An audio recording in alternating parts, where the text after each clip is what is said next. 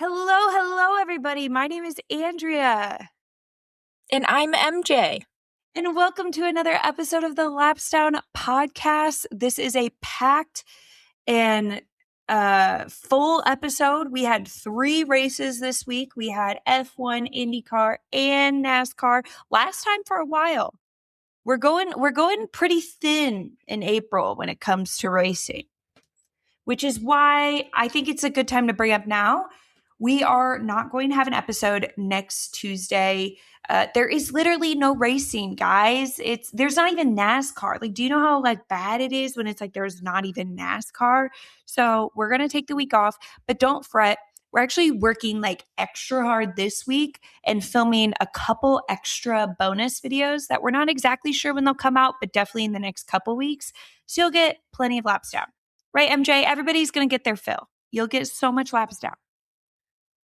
It'll be good. You'll be fine. Everyone will be satiated, I promise. Yeah, we keep you guys fed. Anywho, if you have not already, be sure to leave us a 5-star review. And if you would like to subscribe to us on YouTube, that would be super awesome. And tell a friend about Laps Down, whatever. If it's your first time here, welcome. Happy to have you. Do you want to talk about F1 first? Because it happened chronologically in the day. We could go with we started with F1. Yeah. Okay. Ass crack of dawn. Right away. Ass crack of dawn. Can I say something that has been really helping me this year as an F1 fan is I do not watch the races when they're happening. I think that when I first started watching F1, I felt like I needed to prove something to somebody by getting up at 2 a.m. to watch the race. And I also just didn't want spoilers. But now I just kind of am like, what are you going to do? Spoil it? I don't care. I'm going to watch it when I want to watch it. And I think that has been a big change for me. Sleep is important, folks. So true. I've seen kind of a lot of people on TikTok echo that sentiment where they're like, I don't even feel I don't feel excited enough to have to watch it live anymore. Which I think, yeah, probably not a good sign. I think F1. That's telling. Yeah. So if I was F1, I'd be a little worried. And we'll talk a little bit more about some of the F1 problems because I feel like we haven't really, as a podcast, you and I have not dove deep into the, oh my God, doom and gloom, F1's so fucked sort of sentiment. We've been just kind of giggly about it a little bit, be like, haha, oops, you ruined your sport. I don't know. But I do have some thoughts on it that I would want to talk about a little bit later. But Suzuka, we were in Japan this week. Can I say Suzuka, drivers' favorite track? I feel like drivers always talk about how much they love Suzuka. Whenever they talk about their favorite track, they mention Suzuka. I personally am very interested in Suzuka. I would love to go someday. I don't know if I would go for F1 though. I kind of just like the Ferris wheel and the cherry blossom and it'd be cool to go to Japan. I don't know if it's more for the drivers to enjoy technical driving than it is for the fans to enjoy a blockbuster race lately, I feel like. Mm-hmm. Last year we didn't have any passes in Suzuka. I will say this year we did. So that's already maybe an improvement. Maybe that speaks to these new regulations. Maybe they are working in some way. Last year we were so back. Maybe last year we literally paraded around and did literally, and I'm not exaggerating, not shit for an hour and a half. This year at least we did a little something. Maybe that's a win. I did want your thoughts on something though that's really important to me. It feels like I can't believe that the time has come for us to really reflect on the Mercedes Wolf outfits. Because I don't really know what the Wolves had to do with Suzuka. I think it's a fashion brand. I think it was a collab with a fashion brand. I don't know if the fashion brand is just really into wolves or I don't know what was going on there. But basically we had a wolf on the car. We had a full Teen Wolf-esque photo shoot, including Toto Wolff, might I add. He was there in... Duh. Sorry. Toto Wolff? That was stupid for me to even mention. You probably could have figured as much. And then they had... I don't know if... We cuss a lot on this podcast, but I don't know if I've ever said these words before. the jumpsuit was like a little sus. It had like a little bit of a white substance on it. I don't know what else to describe it as. It kind of looked like a white substance was splattered across the black driver's suits. I don't know if that's from the wolf or suddenly it's like weird, like Omega verse or yeah, like I don't really know where that part in particular came from. Wait, I don't even know if I like registered what you're talking about. Mercedes wolf jizz? Like, I think that's what it might have been. I don't really know what else it was supposed to be. Oh. I guess, yeah, when I saw it, I thought it was fur, but now that you're saying it, I can't unsee it. Oh, and I didn't hate these. I'm sorry. I don't know. That's like, it kind of reminded me of the Ferrari jizz collection. Yeah, the splatter, which I think we should just like lay off the white substances on suits or merch. Like, just, I don't think white needs especially because it's splattered. It's so like, it occupies a lot of like the nether. Like, there's not a lot of like up here. It's like all. It's all in the pants. Okay, really. So quickly, my opinion of these have changed. Thank you. But like overall, what were you thinking about the wolf stuff? Do you think that this is a direction that you like for Mercedes? What were your thoughts? You know, as like the marketing expert here on Lapsdown. I didn't hate them. I hate them now. I didn't hate them before. I don't think they're good. Like, if it were something where we're like, should we do it? I'd probably be like, I don't think so. But the fact that it was done, it was really quite the spectacle, in my opinion. God, I can't like unsee it now. Like, I'm just looking at three bros they're like in a cellar. Yeah. Just like standing there looking at me. They really like tapped into something here that like I've never considered Mercedes the furry team of F1, but I fear that it can't come back from this now. Like I would say it's worse than furry. It's worse than furry. This is like werewolf romance, like smut level Omegaverse. Like, that's what's happening here. And I don't know if like that's a sort of brand you can just walk away from. I don't think they realized when they dove into this, like they were kind of changing my image of Mercedes forever. Would it be worse if they were losing? Like, if this was like Alpine doing it, is it worse because they're having a good season, or would it be worse if they were Alpining? I think it's worse that they're winning and now they think that they can do this. Like, it gives kind of like, when's the last the time audacity? you've seen, right. I've never seen Mercedes like do something like this before. And then now that they're winning, they're like doing wolf photo shoots. And it kind of gives like alpha verse. Like, they think like they're the leaders of the pack here. Like, it's weirder that they're winning in the wolf suit. I think I would love this behavior from like a Cadillac or something. Like, I would be like, that's great. True. Like, Someone's just ass. But I will say, the picture of Toto where he's like looking the other way, it's very like Wattpad mob. Right. I fell in love with the mob boss at my local deli. Like, it is doing something. I just think that there's something about Toto Wolff that like, is Toto Wolff an attractive man? Some might say so. But like, is it weird that he knows it and he's modeling? That kills it for me. He's aware. Don't like. No. In that modeling, it's not about him. It's about us. Right. He's giving. He's like, serving. And I don't like. No. Okay, so I'm out on the wolf suits. Yeah, we're out on the wolf suits. It's good to try something new though, guys. And I don't want this to be like a discouraging from other people if they want to tap into like something funky. I don't want people to feel discouraged. I'm just saying in this particular case, I did not like it. I would love to see more of whatever you guys have, whatever you're cooking up. A little livery news that I didn't put in the doc.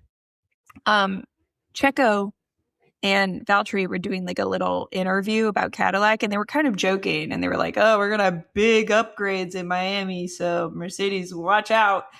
Like taking the piss a little bit that they suck ass. Mm-hmm. But they did mention that they're gonna have a new color in Miami. They said that they're gonna be in a different color in Miami.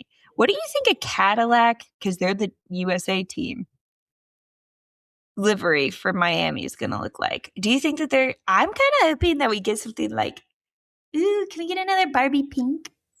The pink Cadillac. It's just they're gonna be the Mary Kay Cadillac is what it's gonna be. Sexy. I can't wait. I see those little guys all around now. Once you notice a pink Cadillac from Mary Kay, you can't stop noticing. You see them? Yes, I've seen like 5 of them in the last couple months, and I've been like, I don't know, maybe it's the same person. Like I live in like an area that like maybe I just am seeing the same person, but I'm like, dude, these bitches be selling makeup. Like how many of y'all have them? I thought these were like hard to come by. Whatever. Apparently not. Interesting. Just goes to show, guys, MLM's not a scam. You could absolutely win that car. Go ahead and join one.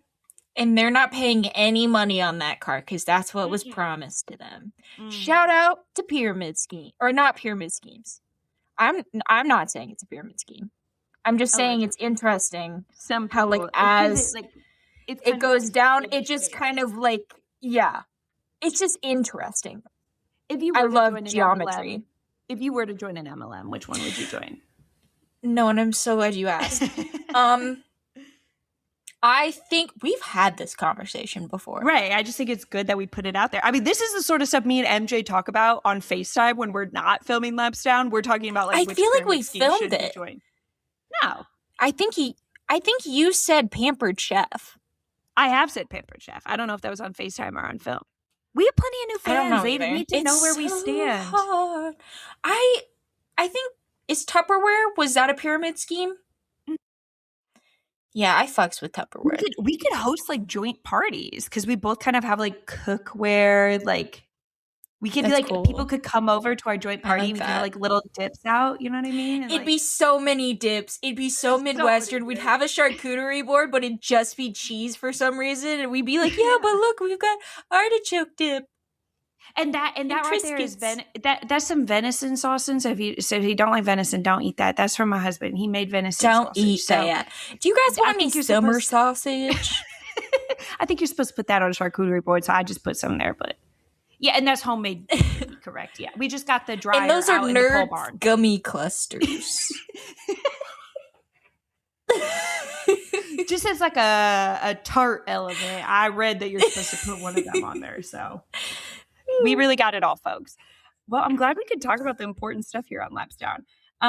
Okay. Can I bring the energy down a little bit? Can I talk about F1 kind of sucking a little bit?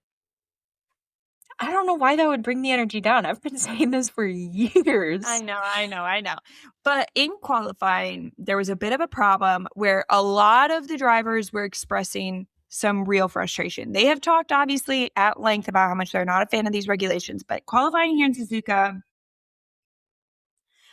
everybody was walking away being like, hey, I actually agree with some of the sport is fundamentally broken conversation. Like even some of the people like Carlos Sainz and stuff who have been like timidly expressing discontentment. And then of course you had the Max Verstappen who's like, I think I'm going to leave F1 again. I'm back there, by the way, guys. Basically what was happening was that they did not have enough energy to go flat out on the straights during qualifying unless they were coasting like crazy in the corners. And a lot of the drivers were talking about how it literally felt like the harder they pushed, the more they were punished. Like they were running out of energy for going too fast in the corners. That they felt like, I'm going too fast. My engine, like you could hear the clipping, like they literally could not get all the way down the straight full throttle. And I think that's what Carlos Sainz says is like the faster you went, the more you were punished. That's just fundamentally not how qualifying should work. And I think that there's some good things about these regulations in the actual race. Like I said, we saw passing in a place that we literally saw zero passing last year. And I think in the race, they're already kind of going slower because they have to do tire management and whatever and whatnot. Yeah. But to me, this almost sounds like if you sent out a bunch of people in IndyCar for qualifying and you told them to feel safe. Like, you would never do that. Right. Like, the qualifying is supposed to be, if anywhere else, where you can fucking push it to the max. And maybe the whole regulation set doesn't need to get thrown out. Maybe not everything is shit, but like, I do feel like the qualifying seems to be where if they can't figure this out, like, I don't know where the drivers will stand. Like, how do you like relearn how to qualify as a driver and be like, I have to learn how to go slower? Probably not good. I don't know.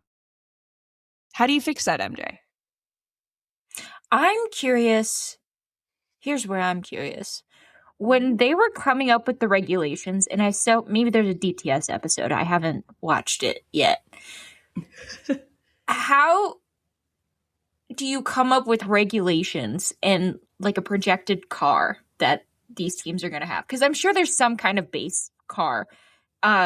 Obviously, like, teams will find loopholes, whatever, what have you. Some teams are going to be better than others, blah, blah, blah, blah, blah. How do you not anticipate some of these situations, like, at all? Or were they anticipating these things happening in qualifying, like the actual race incidents, like what happened with Ollie, and then they just are like, okay, well, I think it's the second. I think that they knew that this is kind of what was going to happen. I think that they just chose to ignore it in many ways because this was a regulation set decided on in many ways by the car manufacturers who were like, we need to be pushing boundaries when it comes to these hybrid engines and stuff like that, because that's the sort of thing that translates into our road cars. And we don't want to put all this money towards a regulation set that we get nothing as car manufacturers in return. I remember hearing reports around this time last year, like very beginning of the season last year, of like people, I think Max Verstappen was saying like, yeah, you can't make it down the straight in Monza in the simulator. Like you just like, you run out of energy. And I remember being like, that's not good.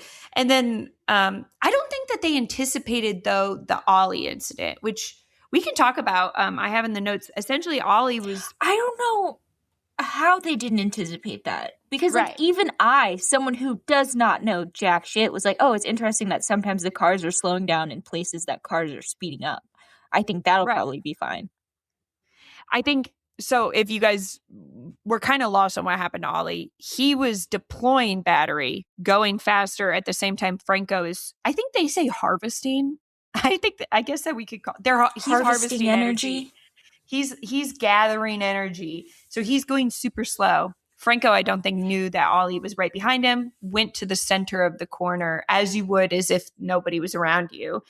Ollie was going so fucking fast comparatively. He tried to take avoiding action, hit himself into the wall at a 50 G crash. I do think it looked like to me like when you watch a practice and somebody's on an outlap and then somebody's like just meandering around. Yeah. And it's like, but that is like crazy for during a race. I guess like, yeah, I never heard anybody talk about this before these regulation sets. But now everybody's talking about it after of like, the fuck is Ollie supposed to do? Like, he's trying to run his own race here. Franco's trying to run his own race. They're on completely different fucking energy strategies, if that's what we're going to call it. And that difference in speed, you're not anticipating as a Formula One driver that the car in front of you is going like 25 miles per hour. But that's like what it looked like. That's not really how racing works, period. Typically, everyone's trying to go as fast as possible. So it's like, I don't know. That was crazy to me because it just seems like that was inevitably going to happen. And it was obviously a very bad crash, and grateful that Ollie's okay. But there's a very high chance that had that collision been between him and Franco, that it wouldn't have been okay. I was thinking that too, especially... I was wondering, like, was he better off taking the avoiding action, or would he have been better off hitting Franco? I mean, obviously it's good only one person was involved in the crash, but he didn't scrub off any of his speed when he was hitting the wall. No. I mean, I think probably physics-wise, had he hit something that was in motion, it probably would have. But then you're risking somebody else's life is the situation. Right. It's So just like all the you did fact the that right thing.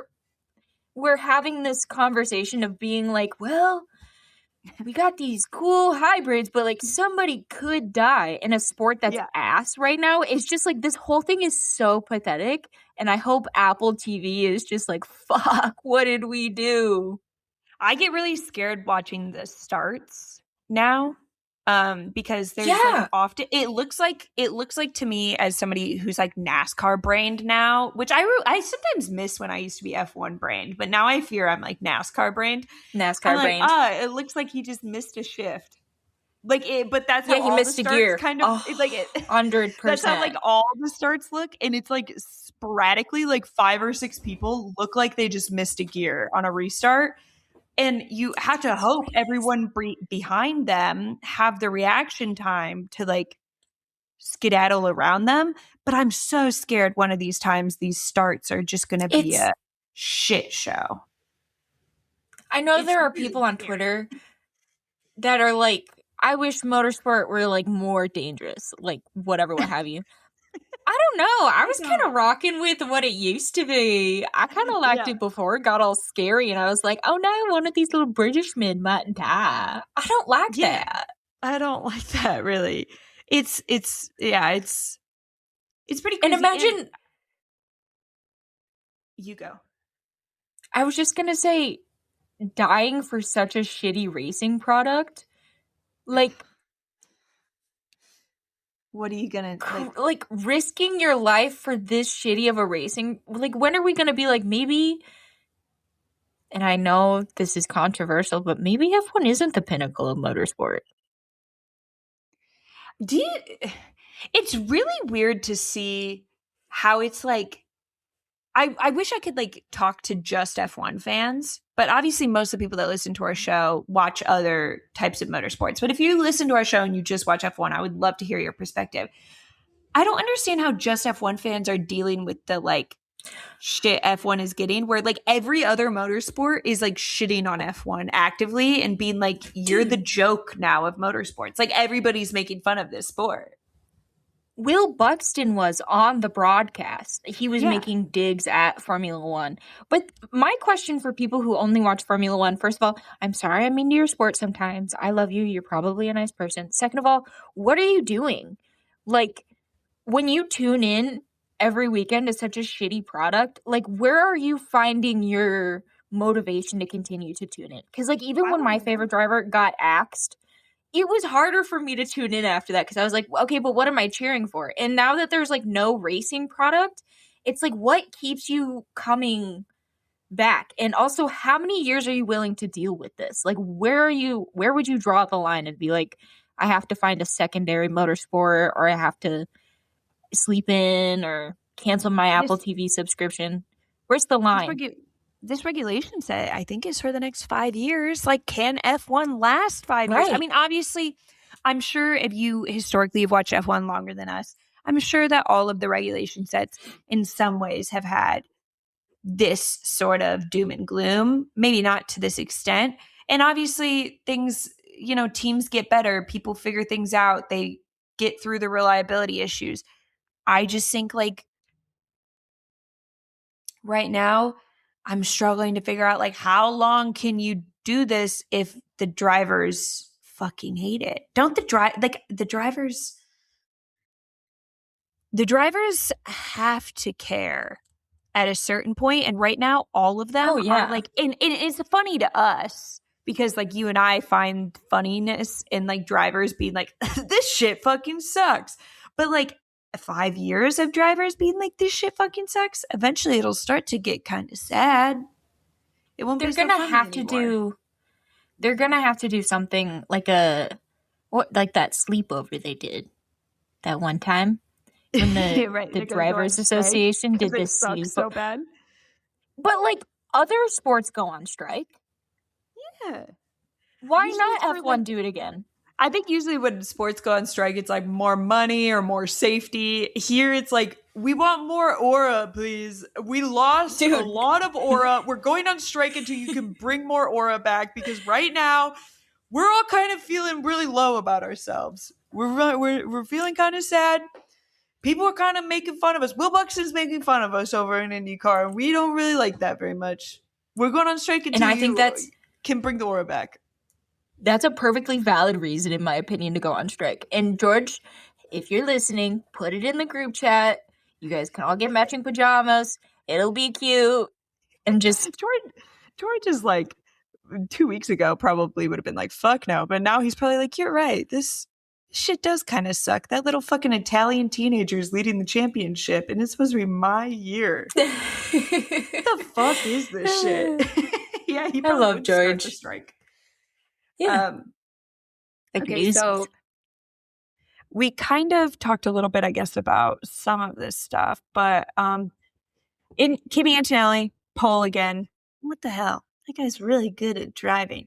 But it doesn't really go that well from him at the start. He looks like he misses a gear. He does kind of a NASCAR restart, missed a gear, and he goes from pole to 6th on the first lap.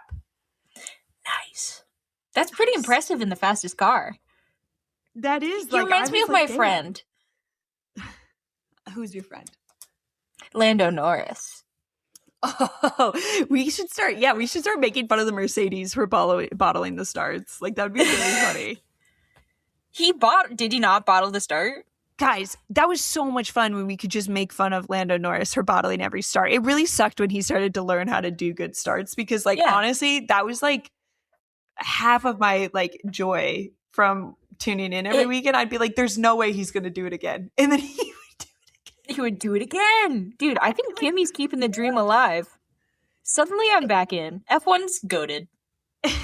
They fucked up like the restarts too. Like George, I think that the Mercedes is just really bad at starts. Like, it's actually like crazy to see. You gotta start to go. Fast. You gotta, guys. Have you tried pressing the throttle? I think that might help. I don't know how. What is it? A push to start? I don't know what the issue is. I don't know. I have like an app for my new car. Maybe if they like warm it up 15 minutes before on like the app.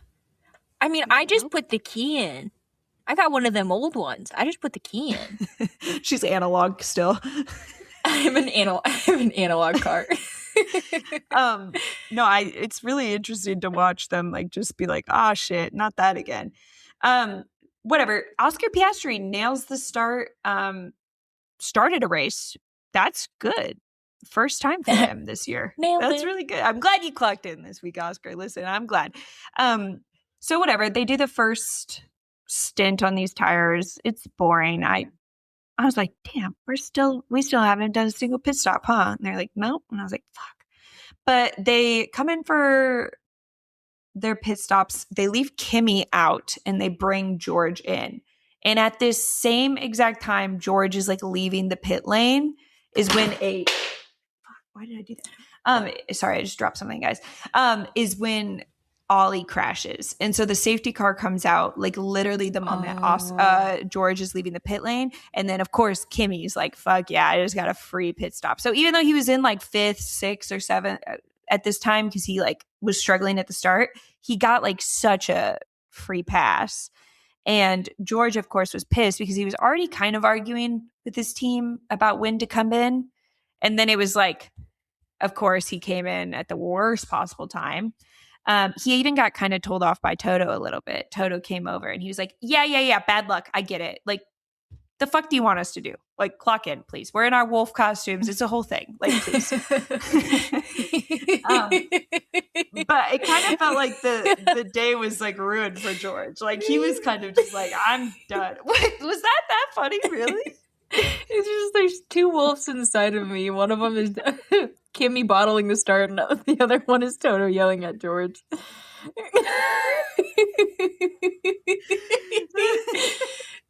That'd be good. I like them. I'm back around. I like the wolf costumes again. I don't care if there's jizz on them. No, you could hear, like, when that safety car came out, you could hear George transforming in his car into a werewolf. He got so mad. It just starts... You can hear him, like, growling, you know, like the weird kids in middle school. It's just like... they're like George. They're like, George? Is that the car making? Are you having car issues? He's like, I'm having people issues. Oh God, I love Mercedes. They're so funny.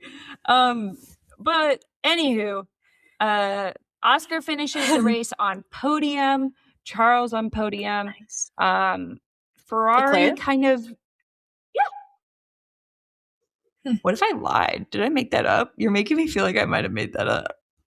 I genuinely have no idea what happened during this race besides I saw the Ollie thing.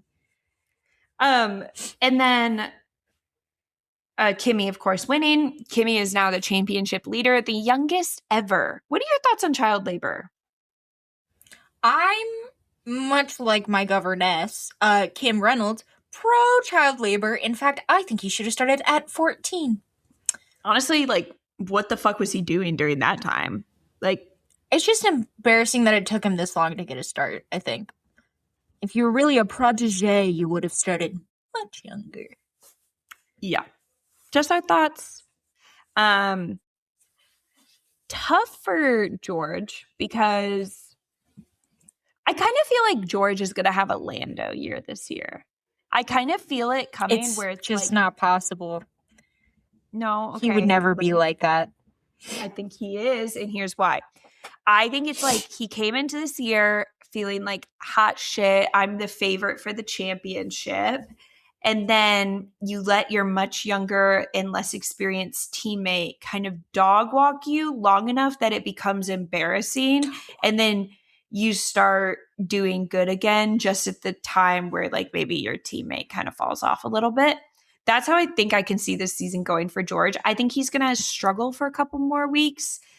And then maybe around the halfway point of the year, he'll be like, oh, this is actually really embarrassing that my teammate is beating me. And this is my one shot to potentially win a championship. Maybe I should like do that.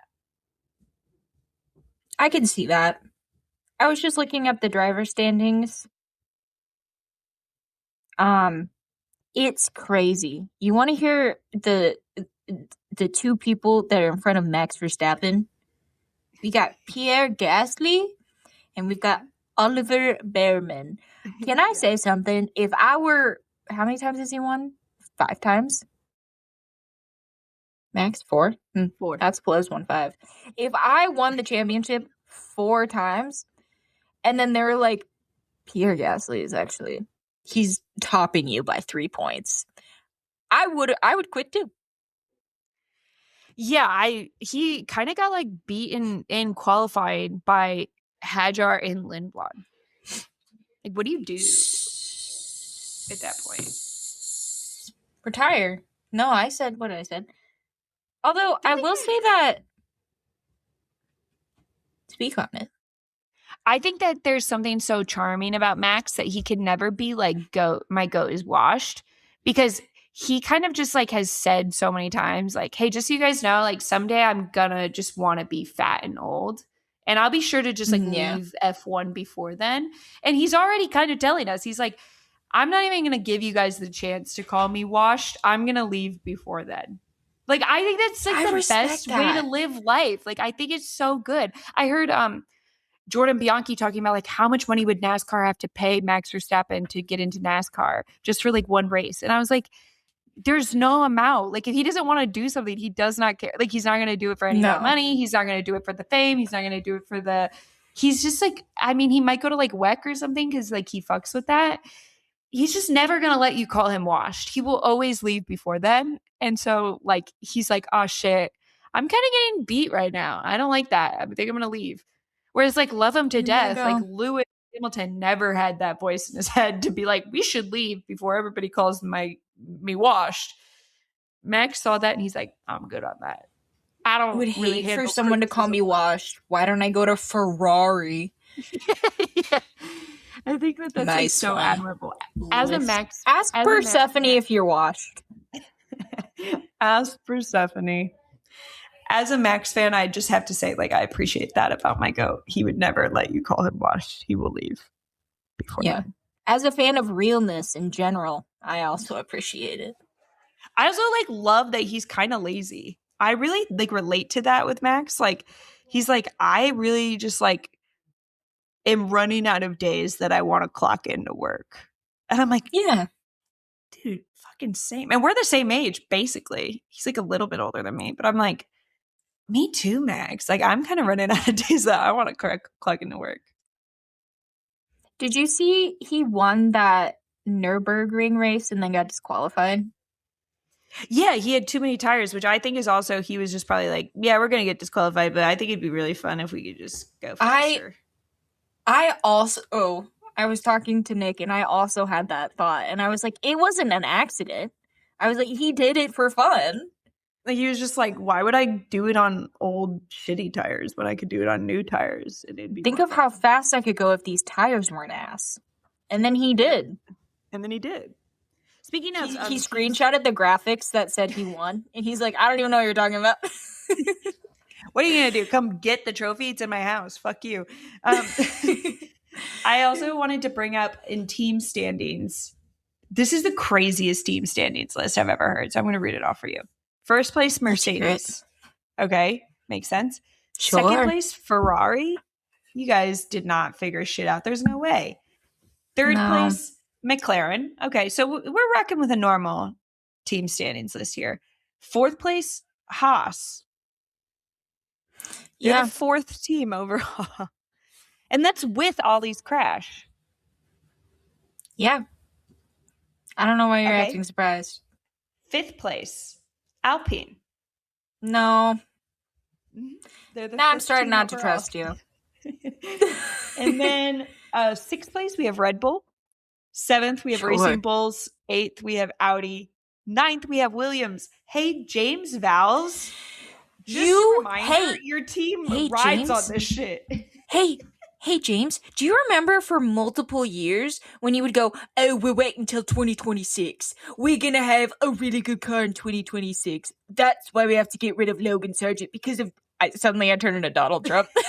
I mean, I see the similarities between these two assholes, really. We're going to have a really good car in 2026. Your car's ass.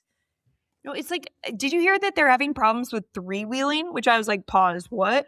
Apparently, like the weight is not equally distributing across the car, and it's like unequally like not hitting one tire.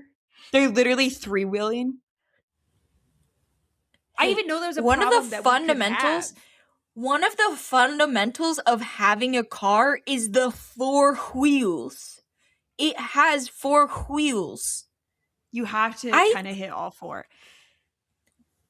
When do you think they're gonna have to start making special front right Pirellis for fucking Williams because they're unequally wearing the tires or some shit? I think that we should, hear me out, fire James Vowles, hire Chris Gabehart. No, I'm sold. Suddenly he's like, all the spreadsheets say like JGR. I think allegedly that Williams should fire James Vowles and hire Chip Ganassi. I think we could really turn shit around there. You think Alex Palou would ever be baby. You think Alex Palou would ever be a team principal? Yeah, but he's not even close to washed yet, so we would have to wait like a really long time. Which is crazy because he's also our age. Can't express this enough. He's Max's age, which is also our age. I know, but better. I think that Chip Ganassi, like, he has such a good operation going in IndyCar, like he could step away for a little bit, and like I could totally see him. You know, just turn shit around at Williams. You know what I mean? Like, get yourself a DHL sponsorship. Let's get this shit fucking flying. Let's go. Suddenly we see Kiffin Simpson in FP1. No, literally. And then, like, you kind of squint at Carlos Sainz, and he's, like, looking a little bit more like Alex Palou. You're just kind of like, yeah, no, I can see it. Yeah. Anywho, last thing I wanted to bring up with F1. And this is interesting for you as well, as a marketing gal. So they were advertising the new Mario movie. So they had the whole cast of the Mario movie there. And they had Jack Black, who I think plays Bowser, waving the checkered flag. And people were really angry about it in a way that I thought people were only angry when a woman was waving the checkered flag. Like, people were angry that Jack Black was waving the checkered flag. And like, low-key, like, people were like pissed. There was this one actor, I don't even know who he is, but I saw his tweet where he was like, why wasn't it me? Like, I'm an actor and I like love motorsports. Like, why can't you guys pick an actor who loves motorsports? Like, this guy doesn't even know wheel. And I was like, first of all, I don't know who you are, so that might be it. Second of all, like, why are people mad at Jack Black? Like, I thought, like, maybe I'm wrong and maybe he's done something problematic, but I thought people kind of fucked with Jack Black. Right? I fuck with Jack Black. Why? I 100% thought this was going in the direction of people were mad that Jack Black was waving the flag because he plays Bowser and not the person who plays Mario. Like, I 100% thought that that's where you were going to go. No, people you guys would rather have Chris Pratt wave the flag? No, I think that, like, it's like every couple months, people are like, why is it an actor waving the checkered flag? And I'm just like, why do we have to keep fucking talking about this, you dumb ass fuckers? It's never going to be you. It's never going to be you. You're never going to wave the checkered flag at an F1 race. It doesn't matter if you wake up at 2 a.m. and you're the biggest fan in the world and everybody knows how much you love F1. It's never going to be you. You don't have a movie to It's a press tour. Yeah, it's a marketing campaign. Oh my God. That's why he's doing it. There's money exchanging hands. That's why it's that's actually what's happening. You know what's weird about the Mario movie? Mm-hmm. Can we talk about it for a second? I would love to. It comes out this Wednesday. It comes out on a Wednesday, April 1st. Isn't that odd? Do you think that's an April Fool's joke? Well, see, that my thing was when my coworker was talking about it because she has young kids who would want to go see the Mario movie. And she's like, but it's weird it's coming out on a Wednesday. And I was like, do you think it has to do with April Fools? And she's like, but what's the joke? That there's no movie? They take a bunch of young kids to a movie theater and they're like, psych! There's no movie. Fuck those kids. There's no movie, idiot. There's no movie. We didn't even film one. It's like, I don't know. I just thought it was weird that it comes out on a Wednesday. That would be pretty fucked up, and I would maybe dislike Jack Black if he did that. If he was a part of that? That would maybe be bad. No. Can I say something about Mario? I got a Nintendo Switch, and I've started playing Mario Kart. Did you know they have oval racing on Mario Kart? No. Do you have, what Mario Kart? Is it Mario Kart 8? Yeah, and there's like one of the tracks, I think it was like the baby track. It's called like Baby Park, and it's for like the baby Peach and the baby Mario and all this stuff. And I'm like driving it and I go, oh my God, is this an oval? I didn't even look at the track layout. I'm like, I'm on a fucking oval right now. I'm on an oval. Whoa. I'm doing that fucking 100. It was really, I did really bad. That's kind of fun though. I didn't know they had oval racing in Mario Kart. You should come over. We could just oval race. Oh my God, I have a Switch. We could play let's over the internet. That could be fun. Yeah, so fun. Anywho, do you want to talk about IndyCar while we're talking about oval racing? Even though we weren't on an oval. We weren't on an oval. We were at Barber. You like Barber quite a bit. One of your, what I say? I really, one of your faves? Yeah, it's my favorite road course. I'm not a big road course girly, but I really like Barber because of just the amazingness that George Barber put into it. And like the sculpture park, it has so much character. And I feel like the drivers are like kind of, I don't know if they're excited, but like it brings out something in them. There's a sparkle that I think over is, the weekend. Like there's something special. It's also just like an insane fucking track. Like there's no reason it should have over 80 feet of elevation at some points. It's literally a roller coaster. That's how they deemed it on the broadcast. And I was like, no, that's what it is. And I love it. I'm happy it got its opportunity to truly shine on the schedule this year. In my experience of watching IndyCar, it always has kind of been like a random throw-in race right before the month of May. And it's always kind of felt like almost an inconvenience in a way to drivers because it's like they are so ready to just like go to Indy and like clock in for May, but it's like, oh shit, we got to like run down to Alabama real quick and do this little Barber race. It was so nice this year for it to truly be its own thing and not constantly just be like a hype weekend for the 500.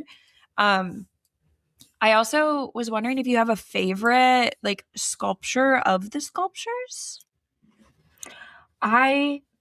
The interview that I sent you, I made a TikTok about it this week. It's from like 2017 and it's Ryan Hunter-Reay. And he was going fishing because there's like little ponds around there, and he was going fishing with Bigfoot. And Bigfoot had his little lunchbox. And I think that's really endearing, that I'd like to think Ryan Hunter-Reay was catching fish for Bigfoot to have for lunch. That's adorable. I think my favorite is, I think it's the spider. I feel something with that spider. I think it's like Charlotte's Web. There's just something there. I think it's just so delightful. Either that or it's the giant ant. That's like eating like they always put like a driver's suit in it. It's just really, or the giant lady in the lake. See, that one's a little weird for me, I think, because I think I just kind of am like, that's a real woman. Like, I feel like connected to her in like a sister. It feels like way. We're intruding on her. Right. I feel like she's like exposed. Like, I feel bad for even looking at her. Yeah. I'm like, girl, I'm sorry. I didn't know you were in the lake, like bathing. Like, I feel bad walking into this. Like, yeah, that's fair. Girl didn't close the door and she's in the tub. That's what it feels. Look, happens to all of us. I would love to go to Barber someday. I am always like very kind of in awe about the museum. I would like die to go to that museum, I think. It's just so cool the way it's set up. I don't even fuck with like motorcycles, which I think is mainly what the museum is known for, but we should go to Barber next year. Like, what are you doing, girl? I'm down. Let's go to Barber. The allergies are gonna be, like, when I see Barber, I'm just like, my allergies are not gonna be able to handle that. But thank God there was an Allegra car. Wasn't it Marcus Erickson? Yeah. So maybe they'll just hand that shit out like candy. Do you think that that's what adds to the sparkle of Barbers, that everybody's a little high on drugs? I think so. Everyone's like rolling on Benadryl. The Hat Man is there and they're like, is that the Hat Man or is that just the Bigfoot statue? Yeah, I think that's actually like, it feels like a trip a little bit. I love it. Okay, I'm going to kill the mood a little bit. I love Barber so much. I feel bad doing this, but let's talk about the weekend. A big thing walking away from the weekend, I think, is the Scotty Mac crash. That crash, I think, is what was the big headline of the weekend. Unfortunately, it was crazy to see. He went through the gravel, I think there was a safer barrier there, but I think he caught air. And so he kind of like missed it maybe, and then went through the fence instead. And then almost looked like he took down a tree on the other side of the fence. It looked like there was a tree down. Yeah. What are we thinking about this? I have a lot of thoughts, I think. And the crash was very scary to watch. He was able to get out on his own accord. Like, he was fine. He even joked about it in the interviews, which I was like, that's crazy. A testament to the safety of the Indy cars, that bitch was not as fucked up as I thought it was going to be. Like, they scraped it off of the wall and put it on the little bed. And I was like, it still kind of looks like an Indy car, though. Like, what's up with that? Yeah. And then I think my third and final thought is just like, holy fuck, Scot. Like, no, that's like, it's like literally getting to a point where it's like every weekend with you. Like, we can't practice crashes have to stop with Scotty Mac. They can't do it anymore. He has the car. He has the car. Yeah, we have these Franken cars. He has the car. He has the speed. He seems comfortable in the car. It's just these little fluke accidents. And this was really his race, one of his races to win, because he's won 2 of the last 5 races here. Like, him and Alex Palou have split it. So I'm 100% guarantee, had that incident not happened, it would have been him versus Alex Palou for the win. It would, like, Christian Lundgaard wouldn't have had the spot that he did. So it's just, what is it, Scott? I think like I'm getting to a tough place because I think going into this year, there was a lot of conversation about obviously there was pressure on David Malukas taking over that spot from Will Power. Lots of pressure on Joseph Newgarden, kind of like what's next for him. Is it more time at Penske? Is it him looking at other teams? Is it what's going on there? I think Scotty Mack kind of was the favorite this year going into it. And I feel like he's kind of for a while now, people have been like, it's like, oh, it's almost Scotty Mack's time. Like this year is his year, or this race is his race. And the fact of the matter is, both of his teammates got wins last year. He did not. We're now getting to the point where David Malukas is second in qualifying this week, already has a pole. Joseph has a win. I mean, of course, Scotty Mack has a pole. It's just getting to the point, though, where it's like, is there not pressure that should be put on Scott a little bit? Like, I feel like he's getting out. I hate to punt scot-free. Getting off scot-free. Yeah. It seems like the turning point last season was the Indy 500, because after that, we had quite a few issues. I know even in Iowa, he had won there before, he DNF'd, because I remember I took a picture of it and put it in my photo dump. So I don't know if that like messed with his psyche or something, because the start of the weekends, he has pace and he looks good. And then it's just like a fluke accident, or not a fluke, because it is like most of the time a driver error, or sometimes it's a driver error, sometimes it's a fluke, whatever. I'm not trying to like pin it all on him. I'm not trying to take it all. I'm not trying to get him off scot-free. I just think there has to be more going on, because it's like he's so set up to win in that car. Like, I would say him out of all three of them. I know Joseph Newgarden has already won, but like as you were saying, he would be my favorite with the way he performs at the beginning of the weekend. But it's just like, what do we got to do? Like, I know getting that win would break him out of it, but I'm like, how do we get you there? How do we get you there, bud? Is it going to be the IMS road course? Is that going to do anything for you? Long Beach? It's like the Indy 500 is his next, in my opinion, opportunity to win. And it's like, okay, but we're going back to the place we had the issues, like the issue started. That's like, exactly does he just need to redeem himself? Do you think the curse has to be broken at the 500? It has to be broken on the same grounds it was. Yeah, it's a year-long curse, which is crazy. You can't just fuck off for a year, but I guess that's what we're going to have to do. He has to just like suffer for a year, and then the curse will be broken maybe at the 500. I mean, I think he has to. True. That's true. They gave him Tim Cindric, but like, look how it's done. That freaking attenuator. Tim. I think if he can do... I know you want to blend it. I know you do. Get in there. Do it. Get in there, bud. I think if he can do well at the 500 this year, it'll help him shake things off. Even if he doesn't do well, but like starts the race, doesn't crash during the practices, starts the race, makes it at least 50 laps. I think that would be revolutionary for him, getting him back on course. It just sucks to see. It sucks to see a really good driver. This is how I felt about Joseph last year. It sucks to see a really good driver have a hard time. Yeah.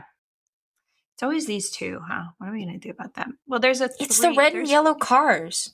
There's 3 Ps in this pod, because we're about to talk about another person that would like to be saged. He actually requested it. Even though he got a podium last week, Will Power also had a crash. He requested to be saged. We've been talking about it on this podcast. And he literally said, "Hi, me please." I think that Will Power, because he got the podium last week, he is in a little bit of a better spot than Scotty Mack, even though it is always these two fucking crashing. What are we doing this for, guys? But like, at least he has some sort of performance, and he has the excuse of being on a new team that maybe Will Power gets a little bit more grace. Yeah, I think and also the Andretti of it all. Like, Penske's not having those issues in the pits the way Andretti is. Yeah. With love. So, with love. But yeah, willpower crash. Whatever, I guess. I Can don't I know. speak on Andretti for a second? I do have issues with them. Specifically this week. Haley and I, unbeknownst to each other, pre-ordered the Andretti sweatshirt. Okay. Like after Kyle won, they always put out like a little discount code of like 27% or whatever. So I ordered it, and I cannot express to you how shitty this sweatshirt is for like $65. Wait, let me get it. It's over here on my floor because I started to put away my laundry, but I didn't finish. Is this mean? Can I do this? Yeah, you paid $60 for a sweatshirt. That sucks. Over $60. It's just a Comfort Colors crew neck. Good crew neck. And so all it says is Andretti on the front, which I thought was like cute. It's like, like the Nike stuff. It's unfinished stitching. Can you see? Yeah. Can you see? Like where There's it's like something. Yeah. Wait, why is it unfinished stitching? And then on the back, this little emblem, it's not fully embroidered on. It's also attached, and it's also unfinished. Like it's not. There are threads. They took a patch and sewed it onto the crew neck. It's not embroidered into it. No, so it is embroidered, but it's like lined on the back, but like all of the threading is like it's not trimmed. Like there's just a bunch of threads hanging out. Like I'm like, it's so it looks like something you could have gotten off of Etsy.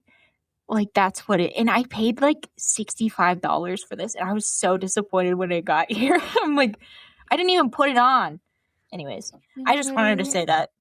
Andretti, feel free to make it right with MJ. We have our email in the show notes. She would love a PR box. Make it right. It was just like, it baffled me. I was like, this is so bad. It's so like a Comfort Colors sweatshirt for $60+. I have gotten better merch off of like significantly better merch off of Etsy. That's like, better crafted with like less resources.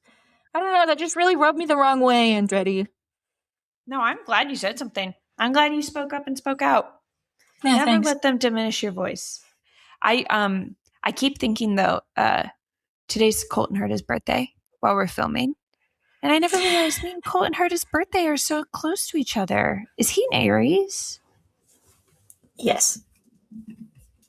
I just like never realized that Colton was like an Aries brother with me. You know what I mean? Like I never knew that that's probably why I felt so connected to Colton. No, he's so Aries. I don't even know how we didn't put that together. He's turning 26 and he's no longer in the 26. Everybody's really beat up about it. This is his willpower year now. Because you know how you say like it's your I'm excited. I'm going into my Kyle Kirkwood year on Saturday. I'm so excited because I'm like, wait, this is a good year for Kyle too. I'm going into my Kyle Kirkwood year just as Kyle Kirkwood's coming into his Kyle Kirkwood year because it's his year, baby.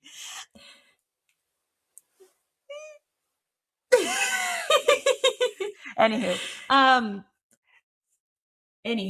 I wish I knew about Alex Pillow when I turned 10. Because that motherfucker's on pole again. Yeah. Do you imagine being in your Alex Pillow years? Guys, do you just like wish you could have taken advantage of your Alex Pillow year? Like what you'd give to be 10 again. He's on pole again. It was a weird Fast 6, though. Like, can I just say? There was like a lot of people in there that I was like, what's Roman Grosjean doing in here? So no one's giving us an answer. Okay? We've had this question since St. Pete, which is what the fuck is going on with what number is he? 18? I don't know. I never see the numbers of the cars. Of the Dale coin that Roman Grosjean is driving. And we just kind of laughed it off at St. Pete. We're like, oh, look, both of the Dale coins are in the Fast 6s. That is really funny. And then we moved on. And now it's happened again, and we're still not getting answers. What's going on? It's weird how they don't really talk about Roman Grosjean being there in as much depth as I think that they should. Like, they don't dive in to like, but like, why is he there? They're like, Roman's back in his happy place. He loves IndyCar. And I'm like, the motherfucker is racing Alex Palou and Adele Coyne. Talk about it. Yeah. Talk about the allegations. Talk about the elephant in the room. Address me. I also was kind of confused. Like, so we had David Malukas in second. I was like, but you're not good at road courses. I've already decided that. And especially so, not Barber. You're not good here. What do you mean? And then they're like, oh, and by the way, like, I hope you guys are cool. Graham Rahal is going to be in third. I was like, I wouldn't have picked that personally, but okay. I was like, let's go ahead and check that shit for cheating. Run that shit by the FBI if you don't mind. I was going to say, can we have a follow-up appointment? What do they charge for a follow-up appointment? And then I thought it was interesting. We had Marcus Armstrong in fourth in his Kenny Chesney mobile. They put him and Felix in the Sirius XM.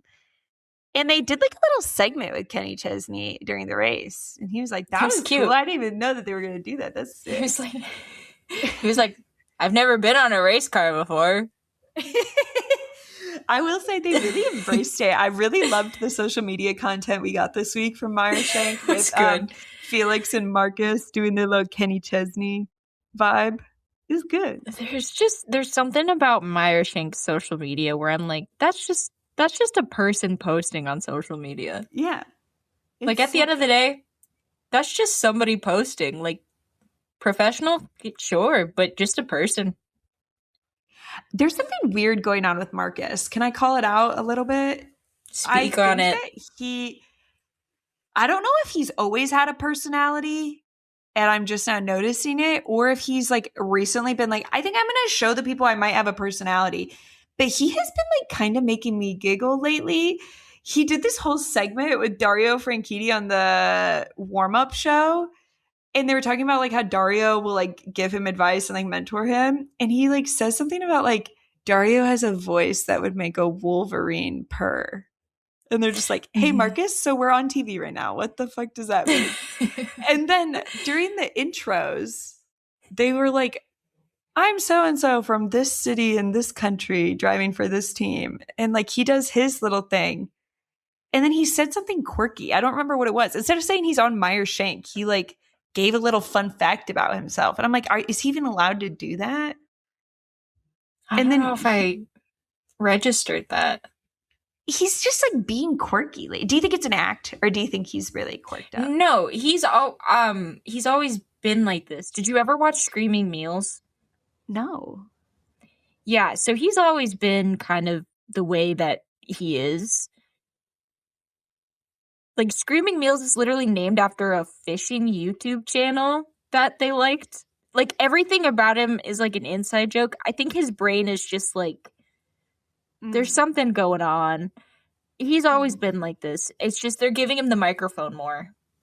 Can I say this? I think I'm allowed to say this as somebody who is also in this boat. It gives to me like unmedicated ADHD kid in elementary school. Like that's like kind of what it gives. I like that though. Like I like that. I think that's fun. It works. I think that is fun. Yeah. Anywho, enough talking about Marcus. That's all I had to say about Marcus. I thought I'd just bring it up now. Good for you, I guess. You did good in qualifying. So the weather kind of changed on race days. Lots of teams thought that this would be a softer tire race. So they were like saving sets. People were like ready to go with this.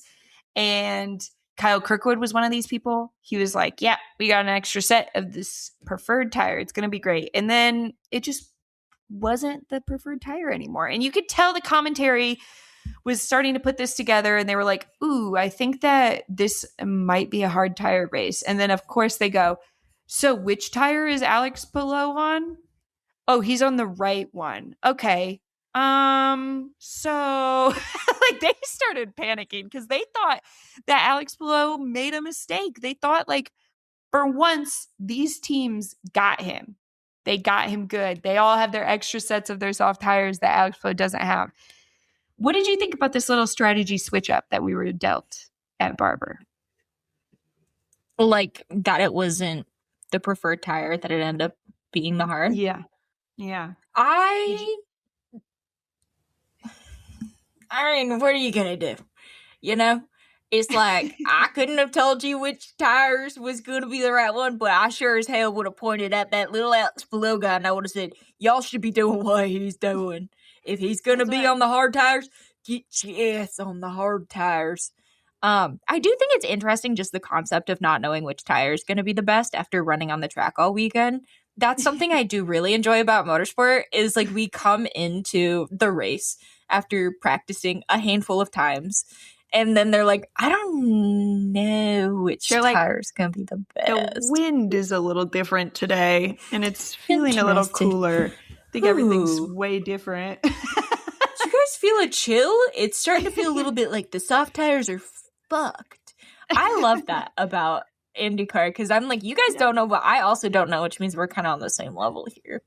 I mean, like, I think at one point, Alex straps on, like, 10-lap old hard tires, and they were like, that was dumb, he made a dumb choice. Like, they were all like, mistake, haha, found it. And then Alex was like, no, it was still faster because it was a hard tire race. Like, I don't know what to tell you guys. I'm not gonna put soft tires on if it's a hard tire race. I'm not gonna do that because I'm not stupid like you all are. I don't know. Alex so smart. Interesting. And then I also find it interesting that they split the strategy for the McLarens. That was really interesting. I was like, so they split the strategy. Two of them were, because Christian was the one on the favorable strategy, and then Pato and Nolan Siegel were on the other one. And I was just, what I was mostly like, whoa, that's crazy, is I would have put Nolan on whatever Christian strategy was. So I just thought it was interesting that they put him on. Yeah. Okay. All right. I thought, no, sure. I think that's interesting because then at the end of the race, Pato was like, so we sucked ass today, like really hard. And I was like, well, hear me when I say this. Pato Award finished 17th. Nolan Siegel finished 18th. Brothers. We're so bad. Like the strategy, Nolan, we're so bad. Looks like the strategy worked as intended, Pato. Maybe you should be pissed about the strategy. I don't know. I don't think you sucked. I just think the strategy worked as intended. You're in 17th and 18th. Good job. Good job, team. It's worth talking about Christian Lundgaard. Christian Lundgaard had a pretty rotten qualifying considering what I would have expected from him. I mean, he's good at Barber. He was good here last year, I believe. And I might be making that up. I think he was. I don't remember things from a year ago. I don't fucking know, but I think I remember him being good.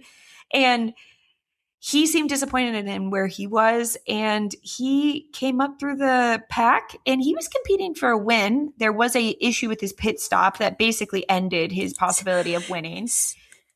17 seconds. He pit stop, 17 seconds. Alex Palou won with a 14-second lead.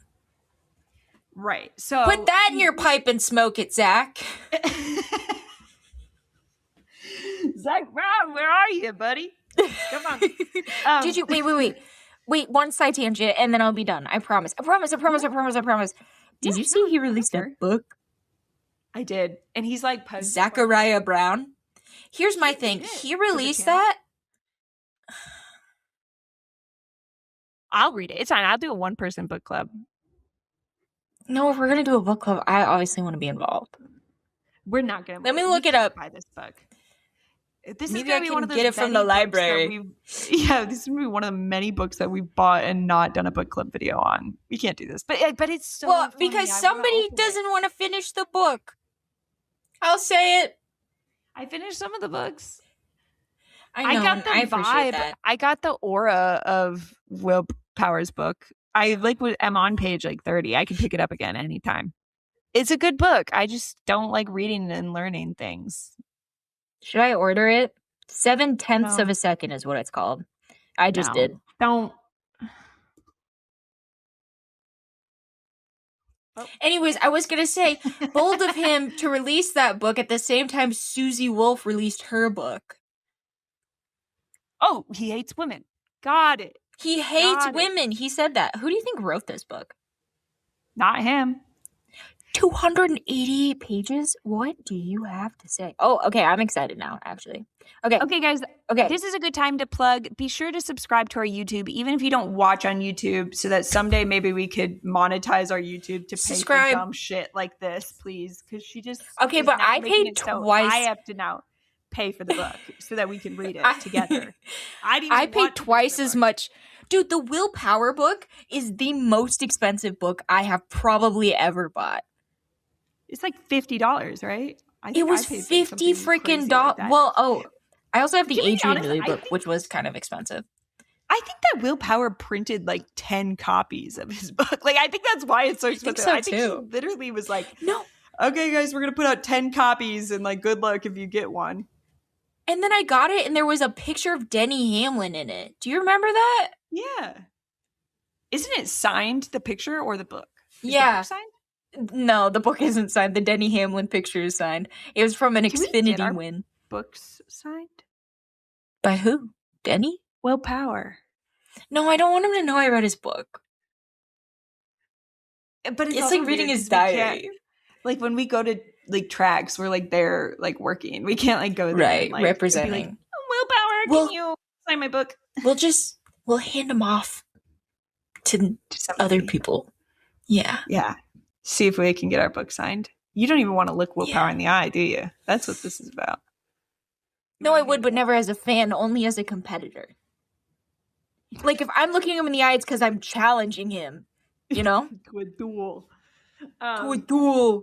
I'm the real alpha. Okay, we have to get back on track.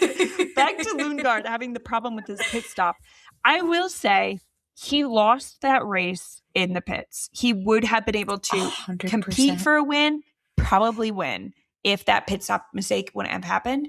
I would have 100% been okay with Christian Lundgaard getting out of the car and being like, that mistake cost me the win. We're going to have to fix it, blah, blah, blah. But instead, he got out of the car. And I have a lot of respect for him for this. He said, I am proud of what we did today. That mistake has never happened before. We've had almost 100 starts, and my team is normally on it, and I've never had any complaints. And if today is the day that mistake happens, it sucks, but mistakes do happen. And, like, I got second. Like, that's fine. I think that kind of made me – I had a lot of respect for that answer because I think it would have been pretty easy for him to, like, throw his team under the bus. I think that if you were a team like an Andretti that deals with this shit all the time, whatever. But when you really put it into perspective of, like, how often does his pit stops look like that? Not often. No, I do have a lot of admiration for him in that way of being like, I'm not going to shit on my team. Like, that's not going to happen. Yeah. I think he's very mature, and it shows on and off the track, especially when compared to some of the behaviors of his teammates. Because I can't say that everyone who wears orange would have gotten out of the car and acted in the same way. And I'm not saying that he didn't have a right to get out of the car and be upset. But I think it pays off for him that he doesn't do that. Right. Yeah. I exactly. I think if he would have been upset, I wouldn't have faulted him. But I actually he gets pluses in my book by not being disrespectful. He in the end ended up passing Graham Rahal for second, thus meaning Graham Rahal got third.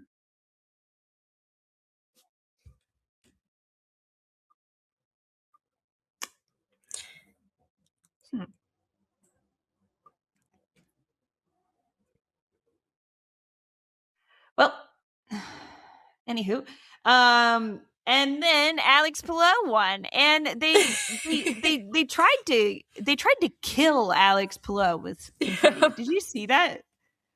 I did. I was like, brother, like, duck. I don't know.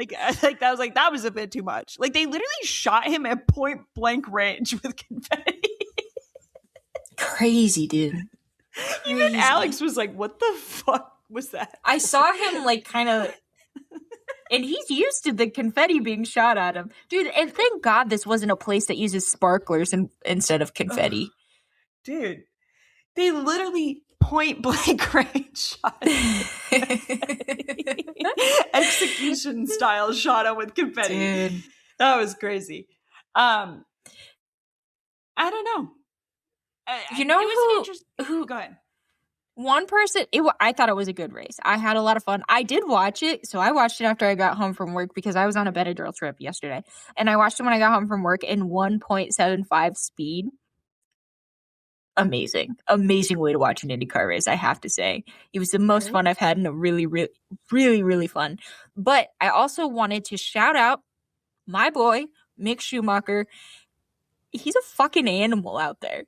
There was no reason for him to be racing so hard for last position, but he was like, Alex Palou was near him, and he's like, I'm probably going to have to take us both out. Like, you're not passing me. If you're passing me, we're both going. Dude, okay, that's a boy who knows what it's like to be shown a blue flag, okay? He, in his time in Formula One, spent many a times being told to pull the fuck over because Max Verstappen was winning this race. And it's so interesting to see like how quickly he has adapted to being like, fuck no, I'm staying on the lead lap. You can get fucked, Alex Palou. I'm not going anywhere. And I mean, Louis Foster and Mick Schumacher got 25th and 24th. And obviously Graham Rahal. Rahal.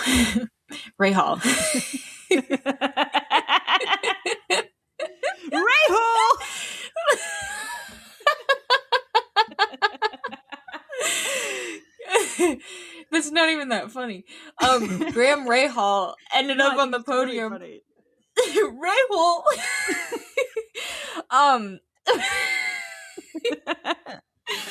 Stop. We have to stop laughing. My hips hurt. Sorry. They were... Dude, did you hear the fucking broadcast? I just about had it with these doofuses in the booth. They just could not stop glazing Graham Rahal by comparing they were him. making him sound like a Make-A-Wish kid. They were like, this is the last thing his family wanted to see. No, I was like, it was worse than that. Put down after this race? Like, what's happening? It was worse than that because they were like, he hasn't had a podium in 40 races. And they're like, yeah, well, I mean, if you look at his teammates who are running in the back, he's actually doing really well. And I'm like, yeah, dude, he was here when the automobile was invented. Like, I sure fucking hope he's doing better than these Coco Melon aged babies. Literally, he has one teammate who's in pre-K and the other one who's in kindergarten. Like, what fucking difference does that make to compare them to? Compare him to somebody on the grid who's like, I don't know, dude. Let's compare him to literally his, like, let's compare him to people literally his age, and it's like, okay, well, willpower, you know, couple podiums and wins in the last couple years. Scott Dixon doing pretty good for himself. Yeah, it's just like, dude, you kind of like even Roman Grosjean has been in the Fast Six twice this season. Twice the amount you have, Graham. In a I can't get started. In a coin, brother. They literally were making it sound like they were taking Graham Rahal through a drive-through to get a McChicken and a pup cup before the dreaded vet appointment. Like, that's like, what was happening. It was like literally like, guys, you're trying to like glaze him, but you're literally making him sound like he's gonna die. It was weird. And then they kept saying, because apparently he was on the All of That or whatever they call it, the television show that they're putting on YouTube, IndyCar. Apparently he was like, I don't do it for the money. I have plenty of money. I'm actually just doing this so my kids can see me on the podium. I'm like, you're doing this to flex on your children? That's insane. And then I was also like, okay, so you've done it now. Now what? He did say in that episode, like, reality is I'm not going to be around here much longer. And I was like, fuck yeah. I mean, rats. What a pillar of the sport, really. You know who's in a contract year this year who would perfectly replace Graham Rahal? 1-to-1, I would say, except one is significantly better. Kyle Busch. Thoughts? You want to put Kyle Busch in an RLL? In the RLL, the number 15. I think that'd be kind of fun. I mean, Kyle Busch, one thing, he kind of sucks up the field a little bit, but like in a fun way. I think it'd be good. Finally, he'd be in a better car than what he's in right now. I'm starting to feel bad for Kyle Busch. I'm feeling really weird about it. I'm in this transitional time in my life where I'm starting to pity Kyle Busch. We're gonna get on to Kyle Busch, don't you worry. We're gonna chat about him. Do you have anything else to say about IndyCar though? I like it. I think that it's like. By the way, if you guys are a Graham Rahal fan, I Why? think that those are out. I think those are out there. I'm not too sure, but I think that they are. We're allowed to dislike a couple drivers, and we make it known on this podcast. You don't have to hate us for hating Graham Rahal. We do it in a fun way, okay? We bring a little pizzazz to hating on Graham Rahal. He did say in his post-race conference, I thought this was the lamest thing ever. I'm going to hate on him a little bit more, actually. I thought this was the lamest thing ever. He literally talked about how he like name searches himself on Twitter and like sees people talking shit. And now he's like, they're probably still going to have something to say this week. They always got something to say.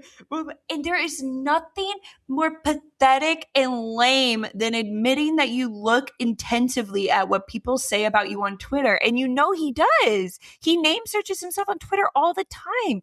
It is so embarrassing because if you don't like getting shit talk on Twitter, you could A, log off. B, stop name searching yourself on Twitter. C, quit while we're ahead. Stop racing the car. Maybe we should put down the BlackBerry and pick up the Sim. Let's get good.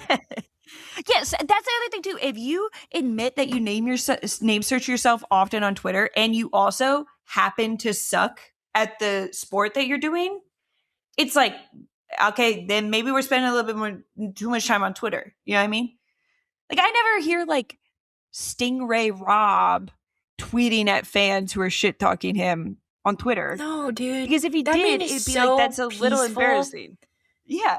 No, he has his chickens and he's having a good time. He doesn't need the negativity. And that's why I like Stingray Rob. You have kids, Graham. Like, log off Twitter. Stop name searching yourself on Twitter. Go hang out with your kids. Spend time with your children. Like, could you imagine they're like, Daddy, can you please come play? And he's like, sorry, I gotta fucking argue with this 15-year-old that has Scotty Mac as their profile picture on Twitter and a literal like star emoji and like it's like clearly an underage person. I gotta argue with them on Twitter. Yeah, I don't get it. Brother, just like please. log off. Lamest thing you can do as a driver. That's the last thing I'm going to say about that. Do you have anything else to say about IndyCar? I'm going to miss you. They'll be back with Long Beach, which is a good one. In like 2 weeks. Yeah, in 3 weeks. 3 weeks. Oh, well, I didn't know it was 3 weeks. That changes everything. Okay, miss you, IndyCar. We should be back. Although, when we come back, the royal we, on the 19th, Long Beach is actually after Kansas, the NASCAR race. So Kansas starts at 1 p.m. and Long Beach starts at 4:30 p.m. according to my Sheen calendar. That's good. Not competing with each other. I always think that's interesting. I just think it's interesting that IndyCar is going second. That can't be right. Where are the stars now? They're doing a night race at Long Beach. I know. I was like, wait a minute. Actually, everything I said, just scratched it. Do your own research. Oh, God. You sound like somebody on like a Facebook group about vaccines. Do your own research. Do your own research. I love saying that. I had a psychology teacher who would say some outlandish shit about, and then he'd go, do your own research. And I go, you lied. That's okay. Me when I'm Googling shit. Do your own research. Anywho, NASCAR. You know, it wouldn't be a NASCAR podcast with Laps Down if we didn't touch on what's happening in the culture of NASCAR. Talking about a little bit of the culture, the pop culture, the Twitter beefs, what's happening in NASCAR. It's not just about racing here, folks. It's about conversation and discourse. And there was a discourse happening this week that I want your take on, MJ. And I hope you haven't heard too much about this. It's about the carrot cake. Dale got his wife a carrot cake. Dale did buy that. Guys, two on accident. dude, I have to say, like, I like sighed a sigh of relief because that's the only time I've ever kind of thought like maybe I don't like Dale Jr. was when he was like, I refuse to get my wife the carrot cake she wants for her birthday because I think it's nasty. That's so fucked up. I literally thought, wow, the allergies are really getting MJ. If you're watching on YouTube, you've seen so many sneezes that have been muted. It's actually like she's doing numbers right now with the sneezes. Allergies got hands. It's so bad right now. But the real situation was that on the Dale Jr. download, Dale Jr. was talking about the NASCAR Hall of Fame, and he mentioned like someday Justin Allgaier would be a good name to put up for the NASCAR Hall of Fame. And the person that we deem his guy with the laptop, every podcast seems to have one of these, the guy with the laptop who's offset but does contribute to the conversation. I don't know his name. I think it might be Travis. I don't know. It starts with a T. He said that he doesn't believe NASCAR Hall of Fame nominees should be people that have just done trucks or just done Xfinity, that the NASCAR Hall of Fame should be for Cup Series, because if you're going to claim that Cup Series is like the top level, then like why wouldn't the nominees come from the top level of the sport? Can you be a NASCAR Hall of Fame nominee if you're a Justin Allgaier who has found his success in Xfinity / O'Reilly and not the Cup Series? I'm not going to tell you who got cooked in this debate, but it did spark a debate. What side of the debate do you think you would fall on? Not knowing the public's opinion, which I hope you haven't seen anything about. I did see the clip. Okay. I've only seen the clip, though. I haven't seen the discourse. You don't know about the discourse. Because no. But Dale kind of gave it to him. Here's my thing. I don't think that's how Hall of Fames work. It's not Hall of the most achieved NASCAR drivers in the Cup Series. It's like Hall of Fame. These are people who have done amazing things in their time in NASCAR. And all of these things fall under NASCAR. That's my stance on it. Also, I fucking love Justin Allgaier. Okay, you're a little biased. Poisonal. Dude, I love Justin. I did see Justin's response to it, and it broke my heart a little bit. I didn't see that. What did he say? He was just like, they asked him about it in the press conference, and he goes, yeah, unfortunately, I did see it, and that hurt my feelings. And he was basically like, I don't think I belong in the NASCAR Hall of Fame, period. I'm really honored that they were considering me, but I do also think that it should be open to everybody within like NASCAR, not just Cup Series. And Justin, I just want you to know that I would vote for you to be in the NASCAR Hall of Fame. I don't really know who gets to vote, but if there's like a Google Doc that ever gets sent my way, you're getting my vote. 100%. I assume they do it by Google Doc. Right. It's NASCAR. The rules are in a Google Doc. 100%. If they couldn't do Scantrons, which is what they're most comfortable with, they would 100% be in a Google Doc. Right. But my take on it is I think he said something stupid, and then when he got pushback, I don't think he believes it. I don't think he's 10 toes down on it, just the way he was acting. I think you say something stupid without thinking about it, you get a little bit of backlash from, or like pushback from Dale Jr., and I think you shut down. Your body says, oh no, this is what we believe now. We have to keep going. And unfortunately for him, it was put on the internet, and his opponent was Dale Jr., but I don't think, like, just the way he was acting, I was like, you don't actually fucking believe that. That's just something you said in the moment. If Dale Jr. pushed back on something, I would say, like, I would never double down on it. I would be like, oh my fucking God, I'm so sorry, Dale. I didn't realize that would, like, be something you really I think it's strongly about. I'm sorry. I think it's a man thing to double down. I think I'd be like, let me reconsider what I said and why it upset you and, like, draw conclusions from there. But I think a man thing would be like, no, I'm not wrong. You're wrong. You're stupid and dumb. I'm right.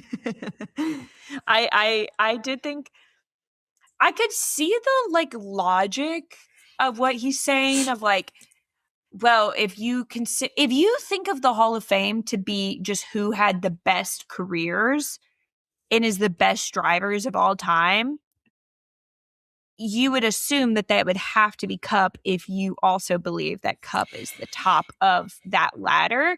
But I think we've already established in our short time as NASCAR drivers that this is not a ladder system in the way of like, not everybody is looking to climb the ladder to Cup Series. And some people would even say that Cup Series is just a rung on the ladder, but not the top per se. I think that O'Reilly is literally advertising themselves. The CW runs commercials being like, this is real racing. Like, they have nothing to lose. Like, they show up on Saturdays and this is real racing. I think that a lot of people would say that like what Justin Allgaier is doing in O'Reilly is harder to do in many ways than what like Tyler Reddick has done in Cup this year. And I think it's unfair to Justin Allgaier to pretend like he hasn't had a massive impact on the Xfinity / O'Reilly series. No, he's really that good. Seems like a Hall of Famer in many ways. Yeah. At least a nominee, even if he doesn't get voted, because I think that they nominate people and then they vote on 2 people a year. So it's not even like just a nomination. I think that it's fair to say he would be deserving of a nomination. 100%. I think this behavior is very Corey LaJoie behavior. And I think that he will be like, this is what you're going down for, bud. This fuck-ass opinion. You will be cast down. Sorry. This is actually what you're going to be known as. This is my introduction to you, by the way, brother. Also crazy for him to say that to Dale Jr. when Justin Allgaier is Dale Jr.'s driver. Yeah. Like, he actively drives for Dale Jr. And good on Dale for standing up for him, which I think is just like the logical thing, because truly Justin Allgaier is just like, he's an extreme talent. But I don't, dude, the fuck assery that sometimes gets brought, they did him so dirty by putting that clip out too, though. Dude, there are times where Dirty Mo posts clips that I'm like, oh my God. Like, I would have specifically been like, hey, please, can you edit that part out of the episode or something? Or like, at least not clip it. They literally clipped the part, obviously, for the most engagement. But holy shit, they cooked his ass. I bet he knew the moment that happened during the podcast. He's like, he probably felt like a pit in his stomach. And he's like, fuck. Not only did I have to just go through that and get my ass chewed by Dale Jr. for my fuck-ass opinion, in a couple days, I know that's going out to the whole entire NASCAR world. And then they all cooked him. Everybody took turns cooking him. GG's, brother. GG's. Speaking of beef, there was something else I wanted to talk to you about.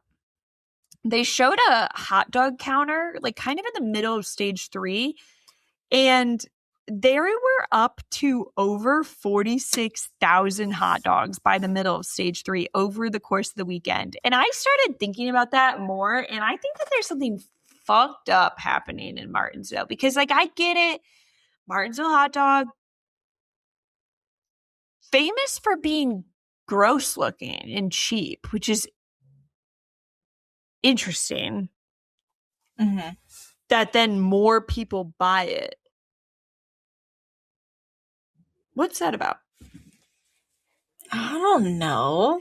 That means what are you asking me for? I was looking at the stands. They weren't that full. That means some of these fuckers in here, I mean, because you have to account for most, like, there's lots of people in the stands that probably had 0 hot dogs. I would have had 0 hot dogs if I was in that stand. That means some of you fuckers in that Martinsville stand had eaten like 8 to 10. Sorry, that was my cat. Had eaten like 8 to 10 of those hot dogs to get that number like that high. Do you think they're inflating the numbers? I guess what reason would they have to be truthful? Like, they could put it. And then here's my question. There's no fact. Have you ever worked at a concession stand? Mm-hmm. Where are they getting these numbers from? It looked like it was like a rolling counter. They have a button, and they every time. Really? That's what I would assume. How else would they There's do it? no way. I was think like they're a making up rolling the counter. numbers. No. I don't believe it. I want to see. Dude, show me the votes. They're stealing the election. They're rigging it. They're stealing the election. It doesn't matter how many hot dogs there were anyway. We have to talk about the Electoral College. Oh God, it's fucked up that they're eating that many hot dogs, and we have to do something about it. Martinsville has they're to be such stopped. an unappealing looking hot dog to me. Like, I would never yuck somebody's yum, but it really does give me the heebie-jeebies. It's fucked up and it's gross. I hate it. All of it. We got to come up with a different signature food for Martinsville. I don't know. I think it'd be cute if they made little pretzels in like a paperclip type shape. Like a soft pretzel. That would be cute. Yeah. Anyways, think about it, Martinsville. Might be a good money-making opportunity. Let's get into this race. I will say it looked like it was going to be a Denny Hamlin 62nd win for a good amount of that race. He won the first two stages, which were mostly clean. So it was a lot of green flag running with Denny in front. And we'll get to later on how that kind of fell apart with him. But I said mostly clean, not everything clean in the first couple of stages. There's one moment I wanted to point out because you talked about Kyle Busch earlier. In one of the pit stops, Kyle Busch has a tire in front of his car. He sees the tire in front of his car, like a loose tire, and he guns it out of his pit box just you would as normal. And in doing so, sends this tire absolutely flying. It hit Connor Zilich's car, and then it was just a flying projectile in the pit lane. Like you see all the other pit crews like run away because like obviously a tire will hurt if it's coming at you. And it kind of like brings to question. I think it's a good time for us to have a talk again on Laps Down about Kyle Busch and what exactly we're going to do about the Kyle Busch problem. Literally, what is his problem? I guess is where I'm at. I think his problem is his car's ass, and I think it's hard for him. And I think that's it's the car. Oh, I do. I do, unfortunately. And I know this year, I think it's his car. Last year, he was doing a lot of spins. No, I really do. And especially with his interviews over the weekend, his car was ass. He qualified 34th. I didn't even know the numbers went down that low. Well, I think that's usually like Cody Ware territory, so we kind of stop watching. Dude, why the fuck is he still here? I don't know. They like refuse to talk about him on the broadcast unless they're saying he got the free pass. Anyways, I'm starting to feel bad for Kyle Busch, but it's like, you can't be acting like this. Like, I feel bad for you, but you're going to kill Connor Zilich. You can't do that. It was crazy that he just like, they were like showing his onboard and they're like, so he definitely did see the tire. Like they were like, well, maybe 100%. He didn't see it. And then they're like, no, 100% he saw that tire. So I don't really know why he would just go. He's acting out. He is acting out. I thought that was insane. There was somebody else who acted out a little bit this weekend. Speak on it. I think it's worth calling him out. We love him, but it's worth calling out your faves when they do something that they shouldn't. All day, Bubba was getting pissed off because he did pretty well throughout the weekend up until this point. He also was good at Martinsville, and I think he really thought that this race was a good way for him to come back after a pretty tough weekend last weekend, I believe. And he was just pissed off, and I think that his pissed off showed when Carson made them go 3 wide on the restart, and he kind of got pissed off by that, and he just like shipped him basically, and then in a process like wrecked himself out, and then like he afterwards was like, well, I didn't appreciate what Carson did, but I also like misjudged it, blah blah blah blah blah. But I was like, he did, and I think he owned up to it, but it is also like really embarrassing to just like get mad and then like that? Take yourself out in the process. It's you're throwing a tantrum is what you're doing. Also, in his post crash, what did they say after he's been released from the medical center? He said something about like, it's really disappointing to do this while Hardy's on the car.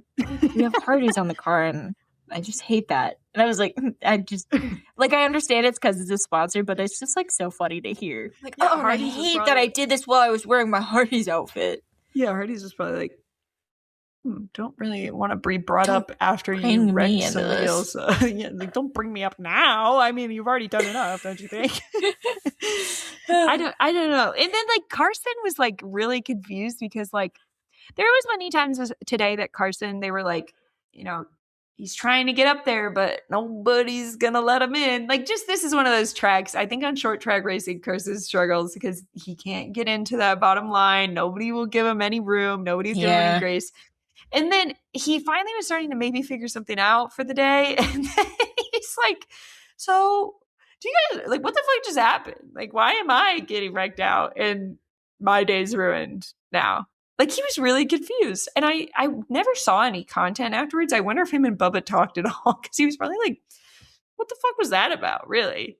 Of all the people that have beef with Carson, I didn't think Bubba would be the person. Bubba. Yeah. Yeah. Well, really just goes to show anybody can have beef with Carson if you try hard enough. But I don't know. I was pretty bummed out about that. I mean, Bubba had a great start to the season, and he's had a couple weekends that I've been like, that's probably not going to do it. And he needs to get back into like the vibe he was in, which was like points. I need to get points. Let's just get some points. And he could have gotten points today. And then he decided. It does kind of seems like, since we've seen Tyler Reddick win so much, that it seems like, and you should always be chasing the win. But like, if you're not going to get the win, you have to end up in the points and not DNFing. There you go. That's my advice. Funny how that works. Bubba, don't do that anymore, probably. Wouldn't recommend. Please, Bubba. Don't do that anymore. Okay, let's talk about the Chase Elliott and Denny Hamlin of it all. So it all starts in stage 3. They are like, okay, the strategy is obvious. Everybody's going to split the stage in half. That's what everybody's going to do. And Chase Elliott at this point was in like 9th or 10th, or like kind of a unconsequential race. And he was having issues, I think, making his tires last, and he was starting to slow down. And they said, fuck it, let's just bring Chase Elliott in and put him on new tires, like way before anybody else was really planning on doing that. It's like 25 laps before. Like literally, like I had no idea like what the fuck they were on. Everybody was like, it's an interesting strategy, probably not going to work out unless some things fall his way. He in a process is kind of like triggering other people to come in, because he's coming out on these new tires. He's kind of cooking. So people are like, fuck it. So now everybody's kind of like, should I throw my strategy out the fucking window because Chase Elliott came in and pit? Denny did not. Denny was kind of on the straight and narrow. Chase Elliott, of course, because he came in 25 laps before everybody else, starts falling off pretty hard. He is leading at a certain point, track position wise. You know, he made his way up there as everybody else was pitting, and they were kind of like, he's praying for caution because everybody's unlapping themselves. He's slowing down quite a bit. And what do you know? With 89 to go, they throw a caution because there's brake rotor pieces from Ty Dillon on pit lane. And that's exactly what Chase Elliott needed. I will say, some people are saying, I'm going to bring up the conspiracy theory. Some people are saying it was rigged. No, I'm just kidding. I mean, they definitely need to clean up the brake rotor, but some people think it's rigged. What do you think about that? They were like, they didn't even need to throw a caution for that. They could have just picked it up. They could have just done it on the pit road and hoped nobody went down it. Really? Seriously? It's cheating. Please. What do you think about that? I think, show me the Carfax. I don't know. It seems seems fine to me. I don't know. Seems fine. They do some restarts. That's where the huge crash happens. Bubba. Ross Chastain stays out on these restarts, doesn't go in for new tires, and he's just going like slow as shit in front of Denny Hamlin. And then Ryan Blaney starts like getting in the mix and going like slow as shit. And so Denny gets annoyed and he ships Ryan Blaney into the wall. He says it's on accident. It didn't look on accident to me. And then he like literally puts his bumper on Ross and is like, kindly get the fuck out of the way. Not get the And Ross listens because he just saw Ryan Blaney's toe link brutally murdered behind him, and he was like, oh shit, he's not playing around. So then we get like I would say probably 40 laps of Chase versus Denny. Two beautiful teal cars, might I say. Oh, Two I stunning, beautiful teal have to cars. say, two of my favorite paint schemes. I love that fucking Bob's Furniture Land or whatever it is. It looks so good on TV. It looks and then can I say that that's my favorite Chase Elliott car? The teal Chase Elliott car is my favorite. It is nice. It's so fitting for it. Teal is definitely one of his colors. It really is. No, and I agree. I think the blues are very... Yeah. I think it's better than the Napa Chase. I like the Napa, but I really like the teal seems more mature. Oh, okay. Yeah. Two beautiful teal cars, I guess, battling it out for 40 laps. I think that they really were overselling whether Denny was going to win this race or not. It seemed like once the cautions fell in his way that Chase Elliott was going to win this race, but they really wanted me for 40 laps to pretend like that wasn't what was going to occur. And Chase Elliott ends up winning. You're a Chase Elliott fan yourself. I like that. I was a big fan. Big fan. I am a Denny fan though, so I was also kind of like, oh man, just give it to him. It's kind of good though when you're fine with the two people battling it out. You know what I mean? That is nice. Yeah, I knew I was going to be happy either way. I do have a question for you as a Chase Elliott fan. Yeah, sure. Do you think that this was just a lucky fall into Chase's hands and that maybe they were gambling a little bit too much with the strategy and that they got lucky it played out in his way? Because they were talking at one point and they were like, if he doesn't get a caution at this time, blah, blah, blah, blah, he's going to come out in like 23rd or something. Like they were talking about like if he would have had to do a green flag pit stop, like he would have been fucked more than just the 10th place he would have gotten if he would have just kept like running the same strategies everybody else. Or do you think it's good to be like, you know what, Denny was clearly the fastest car. I'm not going to win this race any other way. I might as well do something stupid and crazy. I mean, part of having a strategy that pulls off sometimes is like gambling on it. Like that's just part of motorsport. Like luck falling your way. That's just part of the sport. So I do think it was a good strategy call. I think it was only a good strategy call because they were actively anticipating, like, this is a good call if this happens. If it doesn't happen, like, yeah, we're fucked. But this is just what we've got right now. But I don't think it was like a lucky, like, he spun the wheel, they weren't really thinking about it type situation. But because a lot of people don't like... they don't like Alan Gustafson. Yeah. I think they want him to suffer because of all the times that he's fucked up Chase's races, apparently. I just don't feel like Alan Gustafson is always the problem. I do think there are some times where it is Chase, which I think is fair. And I think we're focusing all this energy on these guys when Kyle Larson, his teammate, is actively washed. I knew it'd come back to that. Have you guys seen this motherfucker? He is bad at NASCAR. So bad. Fraud Watch. You know who else is on Fraud Watch that we have to deem publicly on Fraud Watch? Chase Briscoe. What the fuck is up with him? He doesn't start winning, and he's going to make it into the chase and then just start winning everything. That's how I think it's going to work out. He's kind of a playoffs driver. Fair.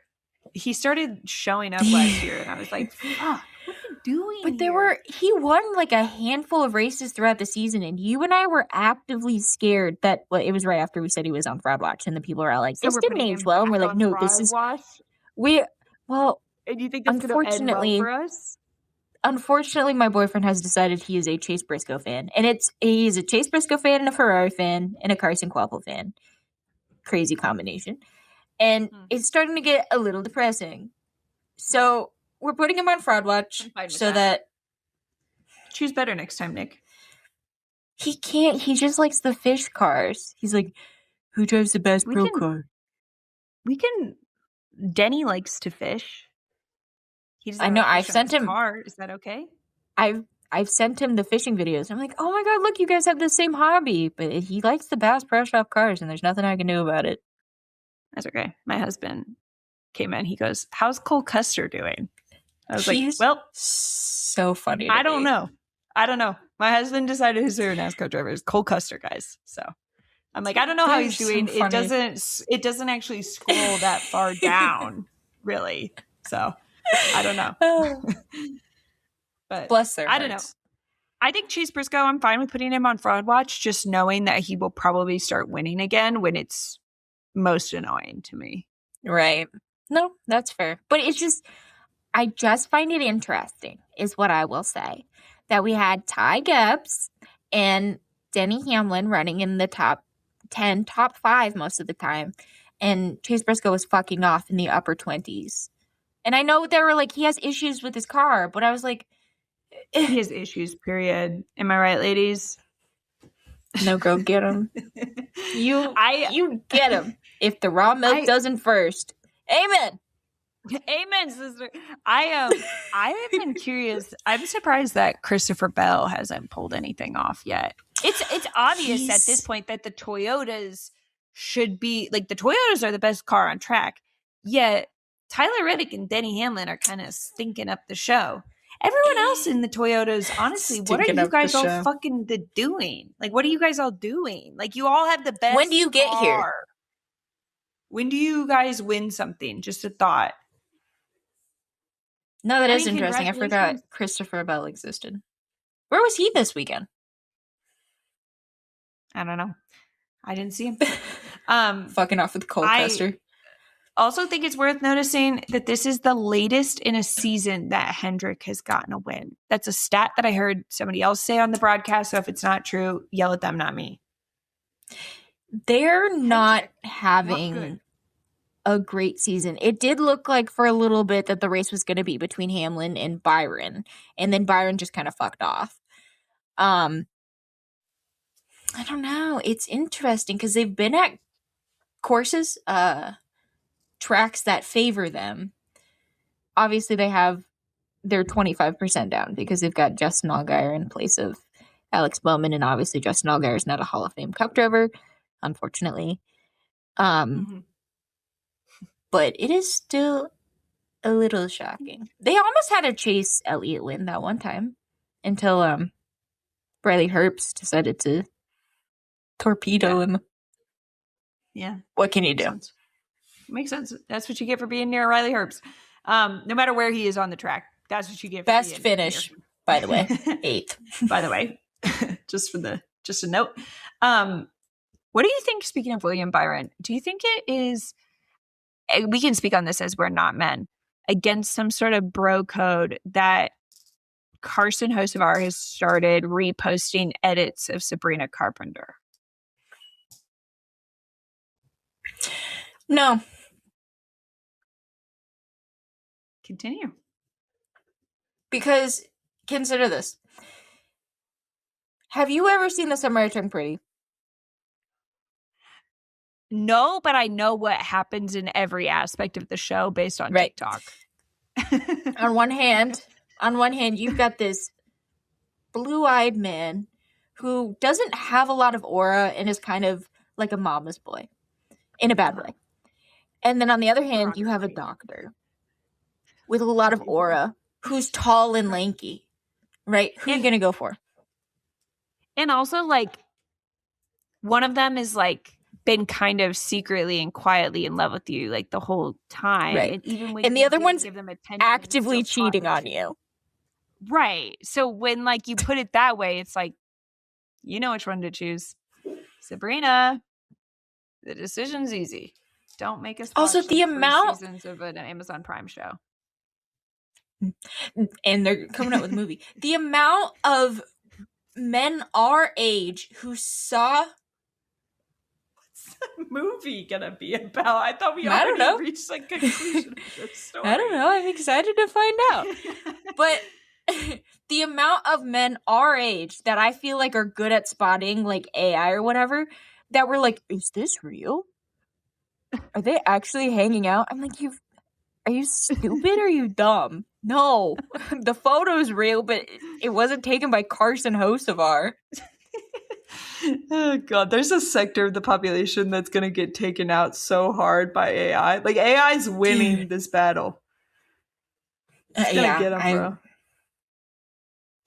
bro. I don't know, Sabrina. The choice is easy.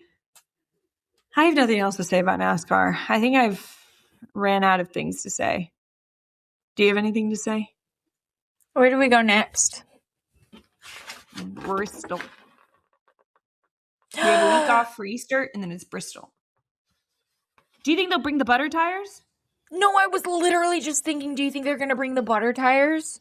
Well, but that's not for the